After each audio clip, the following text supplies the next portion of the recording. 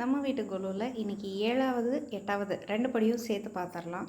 இதில் நான் ஒரு பெரிய நாய் பொம்மை வச்சுருக்கேன். எனக்கு பெட்ஸ் ரொம்ப பிடிக்கும். அதனால் இது வந்து மரப்பாச்சி அப்படின்னு சொல்லுவாங்க.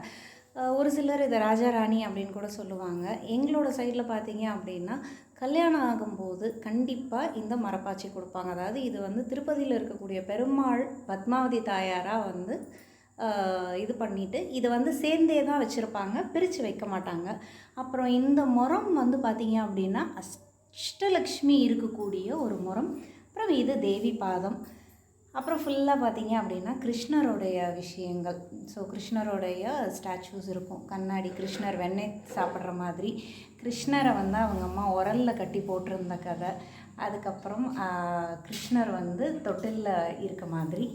அப்படியே மேலே பார்த்தீங்க அப்படின்னா விநாயகர் வந்து கிரிக்கெட் விளையாடுற மாதிரி, விநாயகரோடைய கிரிக்கெட் டீம். ஸோ பேட் பண்ணுறவர், பவுல் பண்ணுறவர், அம்பயர், விக்கெட் கீப்பர் எல்லாருமே வந்து இதில் இருப்பாங்க.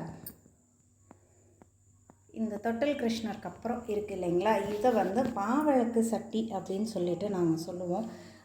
ஆரத்தி கரைக்கிறதுக்கு, மாவிளக்கு எடுக்கிறதுக்கு இதை பயன்படுத்துவாங்க.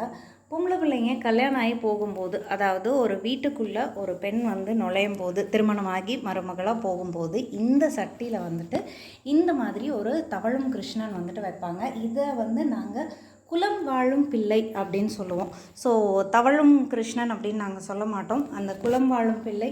அதுக்கப்புறம் அன்னைக்கு நம்ம பார்த்தோம் இல்லைங்களா, பால் சங்கு, அப்புறம் சின்ன குழந்தைங்களுக்கு தேவையான விஷயம், ஒரு சில விஷயங்கள் சேர்த்து இது கையில் கொண்டுட்டு தான் ஒரு பொண்ணு வந்து புது வீட்டுக்குள்ளே நுழையிற மாதிரி இருக்கும். இது ஆரம்ப காலத்தில் பார்த்திங்க அப்படின்னா ஓலை கொட்டானில் இருந்தது. அப்புறம் ஸ்டெயின்லெஸ் ஸ்டீலு, வெள்ளி, இந்த மாதிரி பல இதில் வந்துட்டு கொடுப்பாங்க. அதுக்கப்புறம் அன்னபூர்ணி சிலை, மகாமேரு.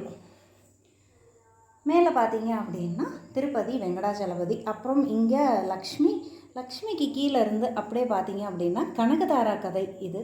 இதுக்கப்புறம் குபேர பானை, ஒரு சிலர் இதை அரசாளி பானை அப்படின்னு சொல்லுவோம். அதே மாதிரி ஒரு மண்ணுண்டியல். ஸோ இந்த விஷயங்கள் தான் நான் 7வது 8வது படியில் வச்சுருக்கேன்.